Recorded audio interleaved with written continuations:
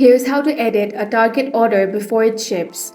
Open the Target app or log into target.com. Now navigate to the profile icon at the top right corner of your screen. Then tap on Purchase History. Now choose the specific order you need to modify. Check the order status to ensure it is still listed as processing or placed and has not been moved to shipped. Tap Cancel Items if you need to remove a specific product from the order. Select the checkbox next to the items you want to remove and confirm the cancellation.